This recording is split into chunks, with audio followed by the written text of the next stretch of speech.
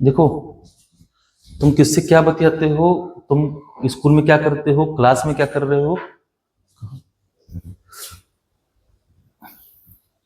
उससे हमको कोई प्रॉब्लम नहीं है ना। वो तुम्हारी प्रॉब्लम है, तुम क्या करोगे। हम तुमसे सिर्फ इतना कहते हैं भैया कि जाते हो, यहां से पढ़ के जाते हो तो नहीं लगाओगे, तुमको कोई अक्षर आएगा नहीं, आएगा नहीं, तो फिर आके हम ही से कहोगे कि सर हमसे नहीं हुआ, हमको समझ में नहीं आ रहा है। अब उसमें क्या समझने लायक था भाई, बता, क्या नहीं समझ में आया था। हर एक तरह का सवाल लगवाए हैं, जितने भी सवाल लिखे हैं उसमें, उस हर तरह का सवाल लगवाए हैं उसमें हम कल का। अगर तुम अपना कॉपी खोलता है एक बार जो जिसमें लगाया है, तो हर तरह का सवाल लगाए हैं उसमें, लगवाए हैं, कोई सवाल छोड़े नहीं, और फिर भी तेरा नहीं हो रहा है।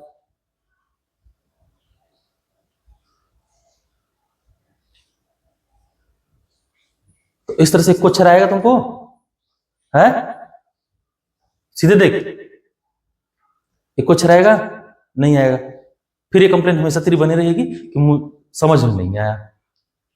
सवाल इधर समझाते तुमको समझ में नहीं आता है, काहे को समझ में आएगा, तुम करोगे नहीं तो। कर्जा दी हो सोलिया को कि तुमको जबरदस्ती आएगा समझने, कर्जा लौटाने आएगा, कहता है कहीं का। चलो आप चैप्टर 1 में पर्सनालिटी 1 देखो, फटाफट मेरे साथ लगाओ।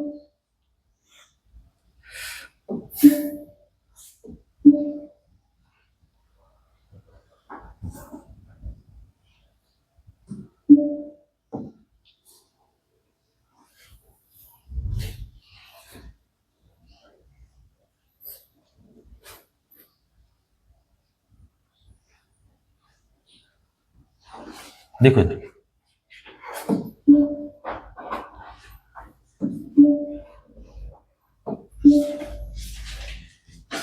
क्या है पहले सवाल में, देखो पर्सनालिटी 1 के पहले सवाल में देख ध्यान से, नहीं आ रहा था, लाइट नहीं मिला, टाइम नहीं मिला। तुम्हारे पास टाइम है और दूसरे का किसी के पास टाइम तो है नहीं, तुम्हारे टाइम का वैल्यू है, तुम पता नहीं क्या कर रहे थे, तुम्हें टाइम नहीं मिला, बाकी सबको टाइम मिल गया। तुम इनके इनके इनकी बराबरी काहे कर रहे हो भाई, ये 2-2 बार लगा चुका है, 3-3 बार ये लोग, ये एक चैप्टर। सोम लगा तेरा सारा, कोई डाउट होना ही नहीं चाहिए था। तुम नहीं करेगा तो डाउट रहेगा ना, जिंदगी भर डाउट रहेगा ये, और जिंदगी भर तेरा पीछा नहीं छोड़ेगा मैं। पहला सवाल देखो, कह रहा है क्या शून्य एक परिमेय संख्या है। तो क्या कह सकते हो तुम लोग कि शून्य एक परिमेय संख्या है। कैसे है, तो कहेंगे हम इसे P बटा Q के रूप में लिख सकते हैं। कैसे P बटा Q के रूप में लिख सकते हैं, तो कहेंगे 0 बटा n लिख दो, है ना, n कुछ भी हो सकता है 0 से लेके इनफिनिटी, है ना। या फिर तुम इसको ऐसे भी लिख सकते थे, 0 बटा 1 कह दो, 0 बटा 2 कह दो, 0 बटा 3 कह दो। ये सभी क्या है, परिमेय संख्याओं को बना रहा है, P बटा Q के रूप में बना रहा है। ऊपर क्या है, पूर्णांक है ना, पूर्णांक, और नीचे पूर्णांक है, और ये जो Q है ये 0 नहीं है, इज नॉट इक्वल टू 0। परिमेय संख्या की परिभाषा ही कहती है कि परिमेय संख्याएं वो संख्याएं होंगी जिनको P बटा Q के रूप में क्या किया जा सके, लिखा जा सके, जिनको P बटा Q के रूप में क्या कर सके, व्यक्त कर सके, जिनको हम P बटा Q के रूप में क्या कर दें, व्यक्त कर दें। ऐसी संख्या है जिनको P बटा Q के रूप में क्या कर दें, व्यक्त कर दें, जहां P और Q क्या है, पूर्णांक है, जहां P और Q पूर्णांक है, पूर्णांक है। और ये Q जो है ये 0 के बराबर नहीं होना चाहिए। 0 के बराबर क्यों नहीं होना चाहिए, क्योंकि 0 से भाग देने के समय, है ना, 0 नहीं आएगा, तुम भाग दे नहीं पाओगे। 0 से जब भाग दे रहे होगे तो भाग दे नहीं पाओगे, डिसाइड नहीं कर पाओगे कि क्या आएगा। सपोज करो मैं 5 में भाग दे रहा हूं 0 से, है ना, तो बताओ 1 बार ले जाऊं कि 2 बार कि 5 बार, है ना। 1 बार ले जाओगे तब भी क्या आएगा, 0, 2 बार ले जाओगे तो तब भी 0, 3 बार ले जाओगे तब भी 0, 4 बार ले जाओगे तब भी 0। तो बताओ क्या आएगा, हम कहेंगे अनडिफाइंड आएगा, परिभाषित नहीं कर सकते, इसको बता नहीं सकते, नहीं तो ये कह सकते हैं। अब देखो इधर, तो कहा है कि जीरो एक परिमेय संख्या है या नहीं है, ठीक। तो जीरो को क्या पी बटा क्यू के रूप में लिख सकते हैं हम लोग, जीरो बटा एक लिख दो, या इसको ये भी लिख सकते हो जीरो बटा दो, जीरो बटा तीन। तो क्या इसको पी बटा क्यू के रूप में लिखा हमने, हाँ लिख दिया। अब केवल चेक क्या करना है कि क्यू जीरो के बराबर है या नहीं है ना। देखो पी यानी जीरो पूर्णांक है कि नहीं है जीरो पूर्णांक है और तीन भी पूर्णांक है, तो पी और क्यू पूर्णांक तो है। अब चेक करना था केवल सिंपल सा कि क्यू जीरो नहीं होना चाहिए, जीरो क्यों नहीं होना चाहिए समझ में आया था, है ना। अब क्यू जीरो नहीं है तो क्यू जीरो यहाँ पे है नहीं है, यहां भी नहीं है, यहां भी नहीं है, तो हम कह सकते हैं Q is not equal to zero. और ये परिभाषा को हमारी क्या करता है, सेटिस्फाई करता है ना, हमारी परिभाषा को क्या करेगा, संतुष्ट करेगा। तो परिभाषा को संतुष्ट करेगा तो हम कहेंगे कि जीरो एक परिमेय संख्या है, ठीक, क्योंकि इसे पी बटा क्यू के रूप में हम लोग लिख सकते हैं ना। जीरो एक परिमेय संख्या है जिसे पी बटा क्यू के रूप में हम लोग लिख सकते हैं, जहां क्यू जीरो के बराबर नहीं हो और पी और क्यू क्या हो, पूर्णांक। तो पहला सवाल तो सॉल्व हो गया हमारा, नहीं लिखवाएं क्या इसको, लिखवा दें, लिखो लिखो, हाँ लिखो, हाँ शून्य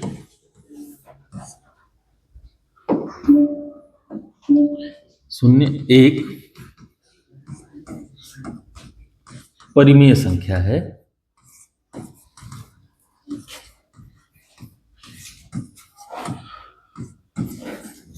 क्योंकि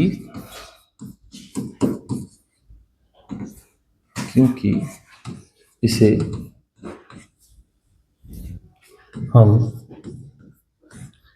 P बटा Q के रूप में व्यक्त कर सकते हैं, व्यक्त कर सकते हैं।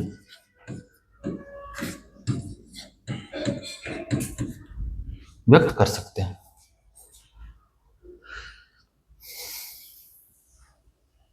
कैसे, उदाहरण के लिए लिख लो, उदाहरण के लिए, या यहां और लिख लो, जहां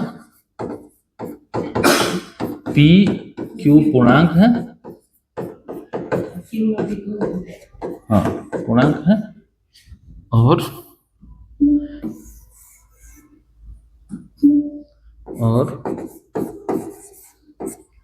Q is not equal to जी। उदाहरण के लिए,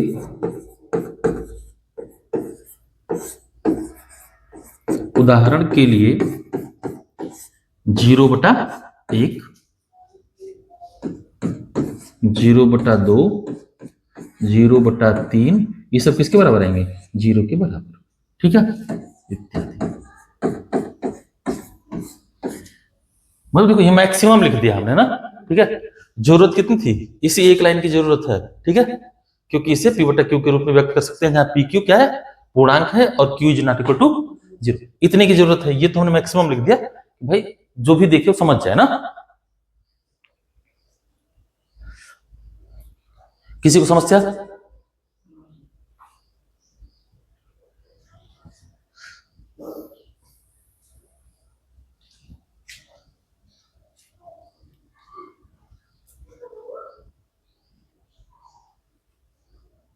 ये पहला क्वेश्चन है ना।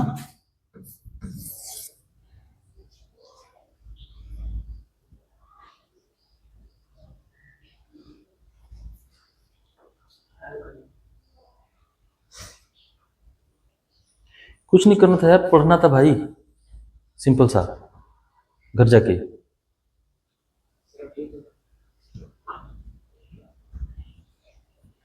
घर जाके पढ़ोगे नहीं, करोगे नहीं ना, तो कोई तुम्हारे लिए थोड़ी करेगा, मैं थोड़ी कर दूंगा आके।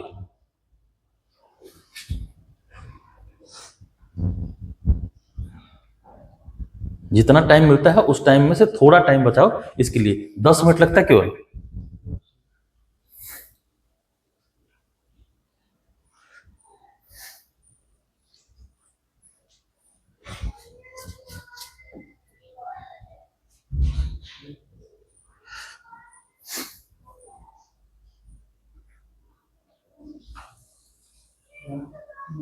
हो गया।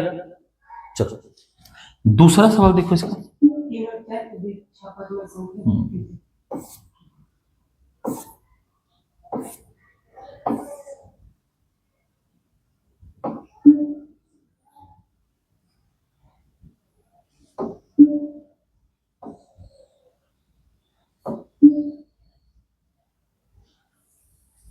ठीक, दूसरा सवाल कह रहा है 3 और 4 के बीच 6 परिमेय संख्या।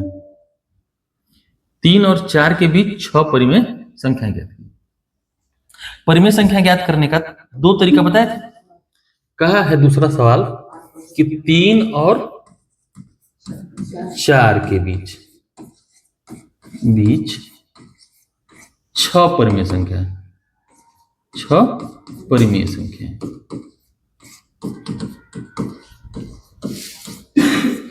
देखो 2 तरीका बताए थे, है ना।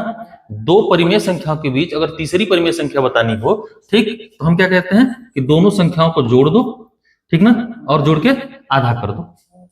ठीक, तो पहली संख्या लिखते, पहली संख्या अगर तुम्हें सीधा सीधा करना था क्या लिखते, पहली संख्या बराबर इन दोनों को जोड़ दो, तो 3 + 4 बटा में 2 कितना आएगा 7 बटा 2। एक परिमेय संख्या निकल गई। इनके बीच की है तो यहां लिख सकते हैं 7 बटा 2। बोलो, नहीं लिख सकते? लिख सकते हैं। अब हमको कई सारी बतानी है, 6 बतानी है, तो इन दोनों के बीच में एक निकाल लो। निकाल सकते कि नहीं?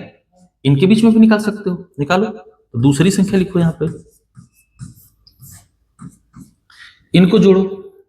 इनको जोड़ रहे हो तो देखो 3 + 7 बटा 2, इनका भी क्या आधा। ठीक, तीसरी निकालनी है, दिमाग नहीं लगाना, कुछ नहीं करना, तो इसको भी जोड़ो, है ना, इनको भी रखो। तो क्या रखेंगे कि 7 बटा 2 + 4 बटा में 2। ये निकलती जाएंगी संख्या, फिर इनके बीच में निकाल लेना। देखो इनको करोगे तो ये 13 बटा 2 4 आएगा, और इसको करोगे तो ये 15 बटा 4 आ जाएगा। मतलब 13 बटा 4 यहां आया इनके बीच में, और 15 बटा 4 आया इनके बीच में। नहीं आया? तो बताओ, फिर से 2 संख्याओं के बीच में अगर संख्या निकालनी हो, 2 संख्याओं के बीच में निकालनी हो, 2 संख्याओं के बीच में निकालनी हो, नहीं निकाल सकते हम? तो कितने निकाल सकते हैं? अनंत निकाल सकते हैं, है ना। तो तुम्हें कहीं और दिक्कत हो तो क्या करो, 2 परिमेय संख्याओं के बीच में अगर परिमेय संख्या निकालनी हो तो दोनों को जोड़ो और एक नई परिमेय संख्या क्या मिल जाएगी तुमको, मिल जाएगी, है ना। जोड़ो और आधा कर दो, बस जोड़ो और आधा कर दो। तो ये तीसरी निकल गई, चौथी निकालनी हो तो क्या करते, इनमें से किसी को भी निकाल दो। इसमें से एक संख्या यहां से निकल जाएगी 3 और 4 के बीच में, एक संख्या यहां से निकल जाएगी 3 और 4 के बीच में, एक संख्या यहां से निकल जाएगी, एक यहां से निकल जाएगी, जितनी मन हो उतनी निकालो। तो एक तरीका तो ये होगा ना। तो हर बार ये प्रोसेस करना पड़ेगा, लेकिन इसके लिए कठिन क्या हो जाएगा, हो तो ये भी सही जाएगा, है ना। अब इसी की जगह 15 परिमेय संख्या कह देता तो तकलीफ बढ़ जाती तुम्हारी, और क्या कैलकुलेशन बढ़ जाता, है ना। होगा और कुछ नहीं। तो अब चलो समझते हैं। तब तो एक जुगाड़ लगाया सबने कि भैया 3 और 4 के बीच में तो कह रहा है परिमेय संख्या है, कितनी परिमेय संख्या कह रहा है, तो 6 कह रहा है। तो एक काम करो, 7 से भाग दे दो इसको। क्या कर दो, 7 से भाग दो, 7 भाग में इसको बांट दो। 7 भाग में क्या कर दो, इनको बांट दो, है ना। इन संख्याओं को कितने भागों में बांट दो, 7 भागों में। 7 भागों में बांट तो दिए, लेकिन संख्याएं बदल गई। अब बोलो बदल गई कि नहीं? तो 7 भागों में बांटे तो बराबर करना पड़ेगा इसको, तो 7 से गुणा भी कर दो। क्या कर दो, 7 भाग में बांटे तो 7 से क्या कर दो, गुणा भी कर लो, है ना। अब जो संख्याएं मिल रही हैं इसमें एक एक बढ़ाते जाओ, तुम्हें नई संख्याएं मिलती जाएंगी, और सब की सब क्या होंगी, 3 और 4 के बीच की परिमेय संख्याएं ही होंगी ना। और कहां तक मिलेंगी, तो देखो 7 × 3 = 21 बटा 7, और ये 28 बटा 7। अब अगर एक एक बढ़ाते जाएं तो कहां तक बढ़ा सकते हैं हम लोग, 22 बटा 7, 23 बटा 7, 24 बटा 7, 25 बटा 7, 26 बटा 7, और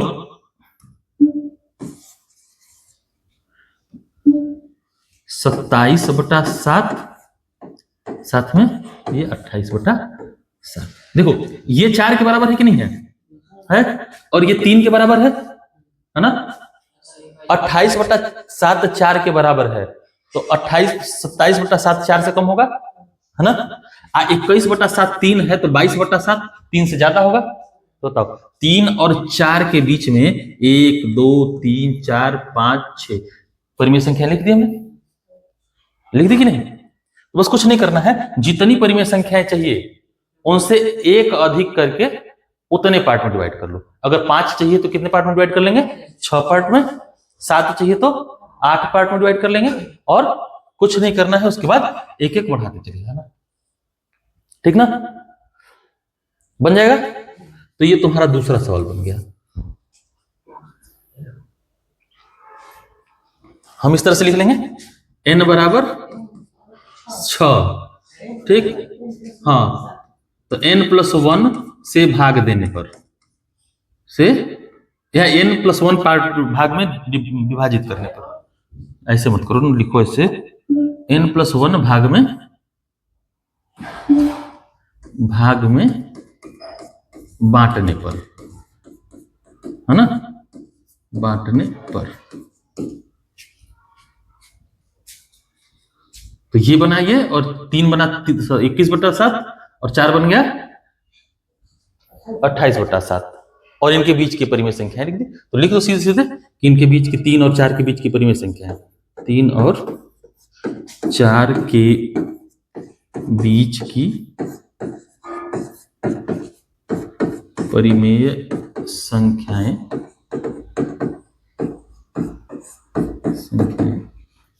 22/7, 23/7, 24/7, 25/7, 26/7, 27/7 है। सिंपल तरीका रहेगा। अगर तुम नहीं बताया गया होता तुम करते यार तो अच्छा लगता है, चलो नहीं पढ़ाया गया है।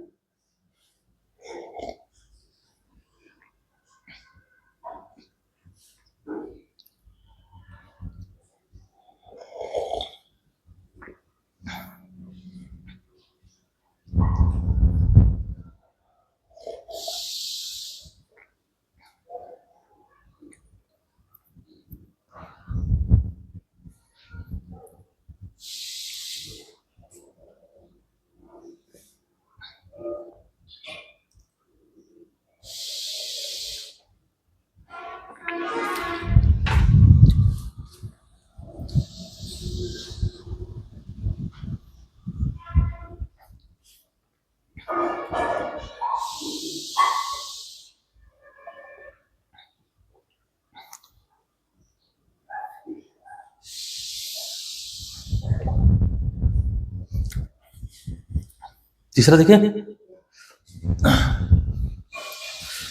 हो गया। दोबारा सर्वे नहीं होना चाहिए ना, पिटा जाएगा, समझ गया। कल देखिए तो बड़ा उछल उछल के बात कर रहा था, कूद कूद के, नहीं दिए थे ध्यान, पता है मुझे। मैं बैठा था ऑफिस में, बैठा था तो उधर से ना सामने दिखता है एकदम से ना, हर एक चीज दिखता है, कौन क्या कर रहा है सब कुछ दिखता है, कौन आ रहा है कौन जा रहा है कौन क्या कर रहा है। ये लोग सामने ही खड़े थे ना, हाँ, हम कुछ भी कर रहे हो लेकिन हम देखते सब कुछ है, ठीक है, वहां से दिखाई तो सभी देता है। तो मैं देख रहा था इसे, मतलब किसी और को नहीं देखा मैंने, सिर्फ ये, ठीक है। मैंने कहा बहुत ठीक है, खुश मजा मजा ले रहा है भाई, चलो बात कर रहा है, लेकिन बात करे, हमको उससे दिक्कत नहीं है, सवाल तो कर भाई, ये भी कर।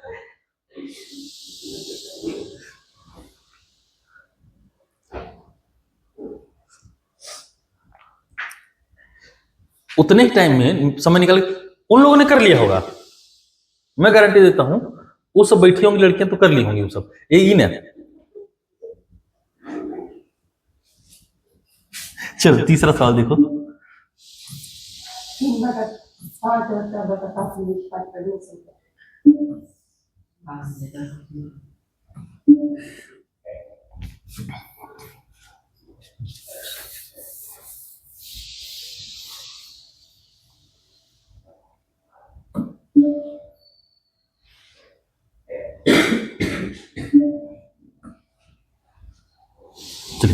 तीसरा सवाल देखो, कह रहा है 3/5 और 4/5, ये ना है।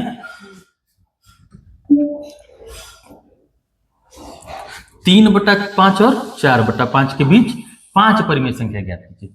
चलो आओ देखते हैं।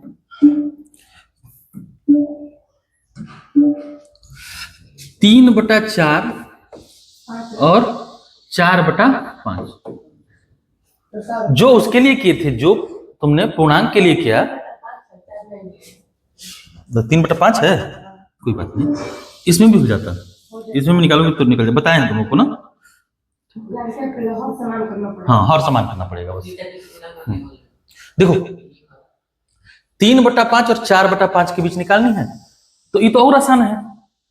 कितनी संख्या निकालनी है? 5, तो n को कितना मान लेंगे हम लोग? 5, और 5 + 1 से गुणा कर देंगे। 5 + 1 से क्या करेंगे? गुणा। n बराबर 5 दिया है, ठीक, तो n + 1 भाग में बांटने पर, है ना, ये मतलब है कि 6/6 से गुणा कर दो, इधर भी 6/6 से गुणा करो।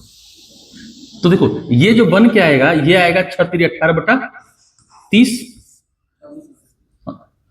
6×3 = 18/30 ना, ठीक है। और ये आएगा 6×4 = 24/30 आएगा। या अगर इच्छा तो यही लिख लेना ना, ऐसे लिखो चाहे जैसे भी लिखने का मन हो, समझ में आना चाहिए बस। अब क्या करना है हमें? एक एक केवल बढ़ाते जाना है, बढ़ाते जाओ। 19/30, 20/30, 21/30, 22/30,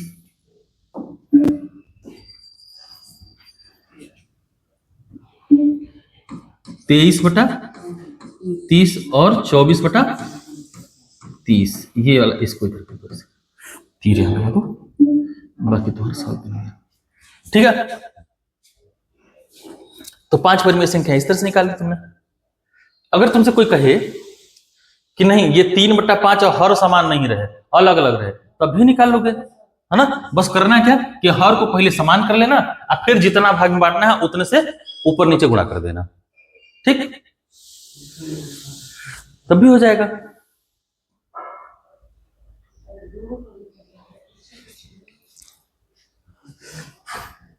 सौरभ, कभी कभी दुखी हो जाता है आदमी ना, तुम लोग के इस बर्ताव से, व्यवहार से।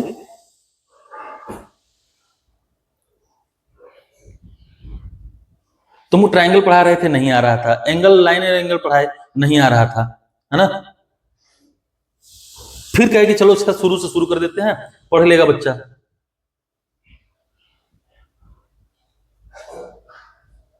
नहीं तो बता, शुरू से शुरू करने की क्या जरूरत थी? मैं वहां से नहीं कर लेता, हीरोन्स फार्मूला से उसको छोड़ता तो हीरोन्स पे चले जाते, इनका भी नुकसान नहीं होता, बाकियों का नुकसान नहीं होता, और उनको भी दिक्कत नहीं होती। वो लोग तो पढ़ के आए हैं वैसे भी, ये चैप्टर सबने पढ़ा हुआ है, तुम 4 दिन नहीं पढ़ा, हम तुम्हारे लिए किया था फिर से कि चलो फिर से करा देते हैं।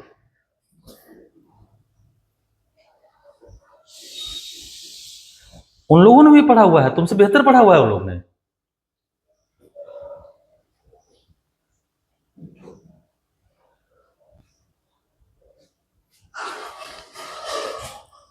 चलो चौथा क्वेश्चन देखो।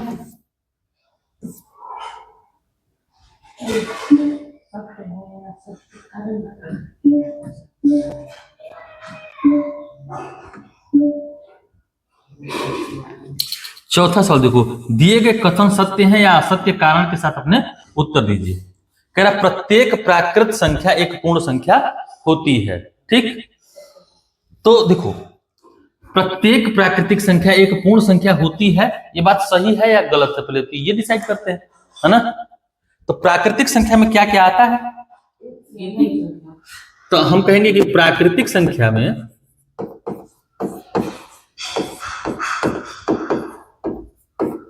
प्राकृतिक संख्या के अंदर आता है 1, 2, 3, 4 और कहां तक, जहां तक लिख सकते हैं। और पूर्ण संख्या में क्या क्या आता है? 0, 1, 2, 3 4। अब तुम्हारा सवाल क्या है? सवाल है कि प्रत्येक प्राकृतिक संख्या पूर्ण संख्या होती है। तो देखो, क्या प्रत्येक प्राकृतिक संख्या मिलाओगे तो पूर्ण संख्या हो रही है कि नहीं हो रही है? हो रही है। तो हम कहेंगे कि हाँ, प्रत्येक प्राकृतिक संख्या पूर्ण संख्या होती है, ये बात सही है। लेकिन क्यों होती है? तो कहेंगे क्योंकि पूर्ण संख्याओं के अंदर या पूर्ण संख्याओं के समूह में, ठीक, 0 और, या ऐसे भी कह सकते हो कि प्राकृतिक संख्याओं के समूह के अंदर 0 को भी मिला दिए, ठीक, तो बन जाता है पूर्ण संख्याओं का समूह। अर्थात पूर्ण संख्याओं में हमेशा प्राकृतिक संख्याओं से एक संख्या क्या रहेगी? ज्यादा रहेगी, जो शून्य है कि नहीं? तो हम ये भी कह सकते हैं कि प्राकृतिक संख्या हमेशा, कोई भी प्राकृतिक संख्या हो, हमेशा क्या रहेगी? पूर्ण संख्या तो होगी ही होगी, है ना? लिखवाएं? लिख लोगे? लिख लोगे ना? लिख लो, लिखो लिखो लिखो। हाँ, लिखो कथन। हाँ,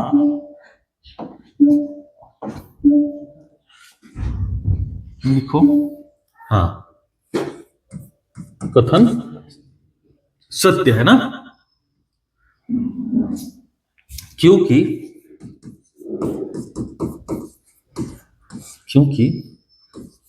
पूर्ण संख्याओं के समूह में, पूर्ण संख्याओं के समूह में 0 और सभी प्राकृतिक संख्या होती हैं, और सभी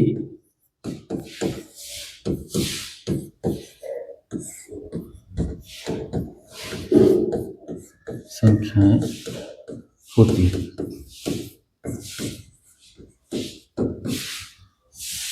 बस इतना ही लिखो, काफी है।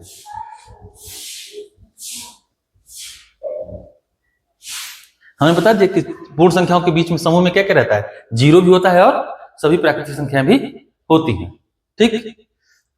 इसलिए हम कह सकते हैं कि सभी प्राकृतिक संख्याएं पूर्ण संख्या होती है, ठीक ना? इतना ही लिखो। पहले ये चौथे का पहला वाला।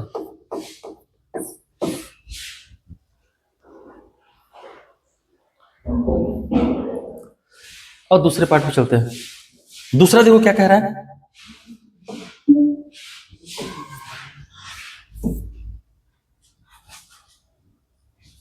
आगे बढ़े ना? चलो देखो, प्रत्येक पूर्णांक एक पूर्ण संख्या होती है। प्रत्येक पूर्णांक एक पूर्ण संख्या होती है। तो बताओ, होगी कि नहीं? प्रत्येक पूर्णांक एक पूर्ण संख्या नहीं हो सकती ना, तो हम लिखेंगे नहीं, या असत्य, जो भी लिखना हो, है ना? नहीं, क्योंकि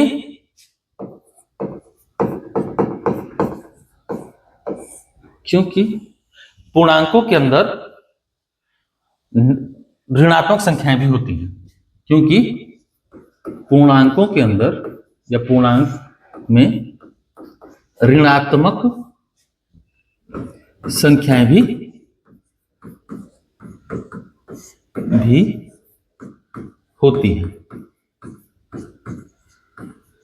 होती हैं, जो पूर्ण संख्याओं के अंदर नहीं होती, के समूह में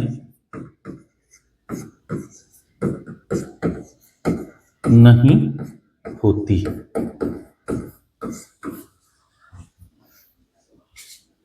ठीक है, देखो होता क्या है। पूर्ण संख्या तो ये वाली है, पूर्ण वाली कौन सी है? 0 1 2 3 इस तरह से।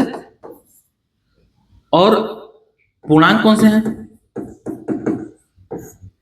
पूर्णांक हैं 0 1 2 3 ये वाले, -1 -2 -3 और ये वाले -1। देखो, पूर्ण संख्या, सभी पूर्ण संख्या पूर्णांक हो सकती है ना, क्योंकि सभी आ जाएंगे इसके अंदर। पूर्णांक के अंदर सभी 0 भी आ जाएगा और सभी धनात्मक संख्याएं भी आती हैं, है ना। तो पूर्ण संख्याएं तो पूर्णांक हो जाएंगी, ठीक। लेकिन पूर्णांक संख्या पूर्ण संख्या क्यों नहीं होंगी? क्योंकि ये तो आ जाएंगी, पूर्ण संख्याओं में, है ना, लेकिन नेगेटिव संख्याएं पूर्ण संख्याओं में नहीं आती हैं। ठीक है, नेगेटिव संख्या पूर्ण संख्याओं में नहीं आती है, इसलिए ठीक। तो ये तुम्हारा चौथे का दूसरा वाला हो गया, है ना। लास्ट तीसरा वाला देखो, आगे बढ़े, लिख लिए, जल्दी लिख लो।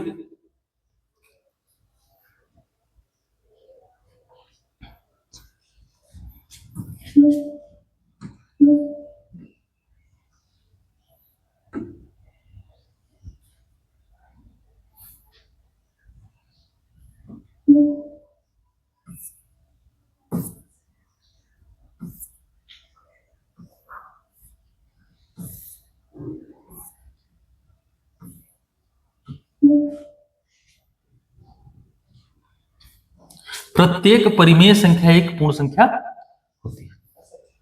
कह रहे प्रत्येक परिमेय संख्या एक पूर्ण संख्या होती है। जब पूर्णांक ही पूर्ण संख्या नहीं हो रही है तो बताओ परिमेय संख्या पूर्ण संख्या होंगी? क्यों नहीं होंगी? क्योंकि देखो, क्योंकि परिमेय संख्याओं के अंदर ऋणात्मक भी आएंगी, है ना, और भिन्न संख्याएं भी आएंगी, ठीक, और दशमलव वाली भी आएंगी, आएंगी ना। दशमलव वाली तो हटाए दो, दशमलव को भिन्न में बदल सकते हैं हम लोग, तो भिन्न संख्याएं भी आएंगी, मेनली भिन्न संख्याएं भी आएंगी और ऋणात्मक भी आएंगी परिमेय के अंदर, ठीक। जबकि पूर्ण में क्या रहेंगे? खाली जीरो से जहां तक गिन सकते हैं, जीरो से लेके जहां तक गिन सकते हैं, या जीरो से जिसको अनंत कहते हो तुम लोग, अनंत तक, ठीक है, वो सभी संख्याएं आएंगी। तो अगर यही आ रही है तो बताओ प्रत्येक परिमेय संख्या क्या एक पूर्ण संख्या हो सकती है? सेम बात लिखेंगे, है ना, कि नहीं हो सकती, क्योंकि परिमेय संख्याओं के अंदर क्या रहती हैं? भिन्न संख्याएं भी रहती हैं और ऋणात्मक संख्याएं रहती हैं, जो कि पूर्ण संख्याओं में नहीं होती है। बस इतना लिखना, लिख लो, इसको भी लिख लो। चौथे का तीसरा लिखो नहीं,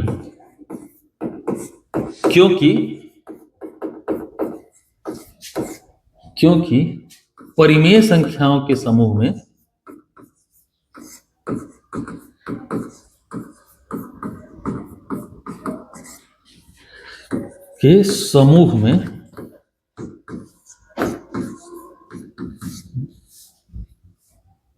शून्य, धनात्मक, शून्य पूर्णांक लिख लो ना, शून्य या पूर्णांक लिख लो, सही सही कह रहे हो तुम, कि समूह में पूर्णांक और भिन्न दोनों तरह की संख्याएं, दोनों तरह की संख्याएं होती हैं, जबकि पूर्ण संख्याओं में, पूर्ण संख्या के समूह में, संख्या के समूह में केवल शून्य और प्राकृतिक संख्याएं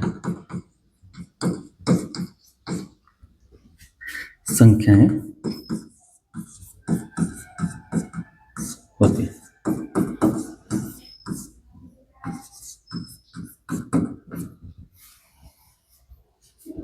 ठीक ना, तो ऐसे समझ लो। नेचुरल नंबर में क्या करेगा? एक नहीं, पूर्ण संख्या में ना, जिसको हम होल नंबर कहेंगे, उसमें क्या रहेगा? होल नंबर में रहेगा तुम्हारा 0, 1, 2, 3, 4, 5, इस तरह से कहां तक? अनंत तक। और तुम्हारे परिमेय संख्याओं में, है ना, इसमें तुम्हारे हो जाएंगे 0 से लेके, है ना, 0 से लेके इधर पॉजिटिव संख्याएं भी, है ना, और नेगेटिव भी, ठीक, साथ में फ्रैक्शन भी ना, मतलब 0 के बाद इधर 1/2 से शुरू होगा, इधर माइनस, है ना, हर तरह की संख्याएं शामिल हो जाएंगी यहाँ। ठीक, तो बताओ क्या ये वाले इसमें पाए जाएंगे? नहीं पाए जाएंगे। भिन्न वाली संख्या इसमें नहीं होंगी, नेगेटिव संख्या इसमें नहीं होंगी, है ना। बताओ ऋणात्मक संख्या इसमें नहीं होंगी, भिन्न वाली संख्या इसमें नहीं होंगी, तो हम नहीं कह सकते ना कि ये वाली जो सेट है इसमें नहीं आएगा। मतलब कि परिमेय संख्याएं, सभी परिमेय संख्याएं प्राकृतिक नहीं हो सकती, या सभी परिमेय संख्याएं ये तुम्हारा पूर्ण संख्या नहीं हो सकती है, ठीक ना। बोलो सभी पूर्ण संख्याएं, सभी परिमेय संख्या पूर्ण संख्या हो सकती है? नहीं हो सकती। 1/2 नहीं होगा, तो यही काम खत्म हो गया, है ना। तो तुम्हें ये लिखने का मन हो ये लिखो, जैसे लिखने का मन हो, अपने से भी कुछ चीजें तुम एग्जाम्पल से भी कर सकते हो ना। हाँ, कह भी ये भी कर सकते थे कि देखो सिंपल सा क्या करते कि परिमेय संख्याओं में 1/2 क्या है? परिमेय संख्या है। अब परिमेय संख्या 1/2 है, इसको हम लोग कोशिश करते हैं किसमें रखने का? पूर्ण संख्याओं के समूह में। तो पूर्ण संख्याओं के समूह में 1/2 के लिए जगह ही नहीं है। बोलो है? तो जब जगह नहीं है तो ये परिमेय संख्याएं, सभी परिमेय संख्या पूर्ण संख्या नहीं हो सकती। या 1/2 को हम नहीं रख पा रहे हैं पूर्ण संख्याओं में, तो सभी तो नहीं रख पा रहे हैं ना, सीधी सी बात। या -1 को रख लो, -1 को नहीं रख पा रहे हो यहाँ पे, ठीक। तो बस सिंपल तरीका यही रहेगा ना, करने का तरीका यही होगा। सिंपल रखो, जितना सोच सकते हो। देखो मैथ है, जितना अच्छा सोच सकते हो, जितना शॉर्ट में सोचो। जब हमें सोचना है ना, जब हमें ही कुछ चीज माननी है, मैं तो एक बार बार कहता हूं एक चीज ना, कि अगर मुझे मानना हो कोई सॉल्यूशन, किसी कोई क्वेश्चन कर रहे हैं और हमको क्या मानना हो, अपने हिसाब से कोई वैल्यू माननी हो, है ना, तो हम कैसी वैल्यू मानेंगे? ना ना ना 100 मानो ना 100 मानो, वो वैल्यू मानो जो तुम्हारे लिए सबसे आसान हो। अगर मुझे 5 से भाग देना है और एक संख्या माननी है,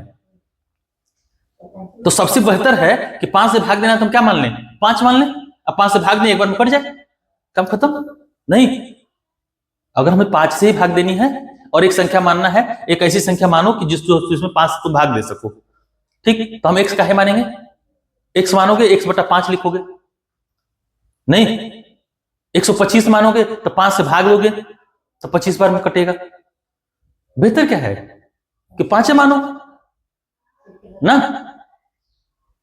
हम अपने चीजों को उतना ही सरल करो, तुम खुद से सरल करो ना, किसी की जरूरत थोड़ी नहीं तुम्हारे लिए कोई सरल करेगा। बच्चों हमको मानना है, अपने हिसाब से मानेंगे। तुम लोग को देखो टाइम एंड वर्क पढ़ा रहा था मैं ना, तो क्या करते हैं कि लोग 100 मान लेते हैं कि माना काम 100 है, माना काम x है, माना काम 1 है, ठीक। मत मानो। एक आदमी 12 दिन में कर रहा है, एक आदमी 15 दिन में कर रहा है। अब तुम काम मान लिए 100, तुम बता ही नहीं पाओगे कि एफिशिएंसी कितनी थी उसकी क्षमता कितनी है एक दिन की, तुम बता ही नहीं पाओगे। 12 से 100 में भाग देते रहो, नहीं, या एक में भाग देते रहो 12 से, तो पता जाए 1/12 आ गया, परेशान हो गए फिर से कैलकुलेशन में। हमको मानना है 12 और 18 है ना था, चाहे 15 था, तो ऐसा माने जो 12 से कट जाता हो और 15 से भी कट जाता हो। नहीं, हमारी सहूलियत के अनुसार मान लेंगे। 60 मानोगे तो बड़ा आसानी से कटेगा। 12 से भी बता दोगे कि एक आदमी एक दिन में 5 काम करता है और दूसरा वाला 4 काम करता है।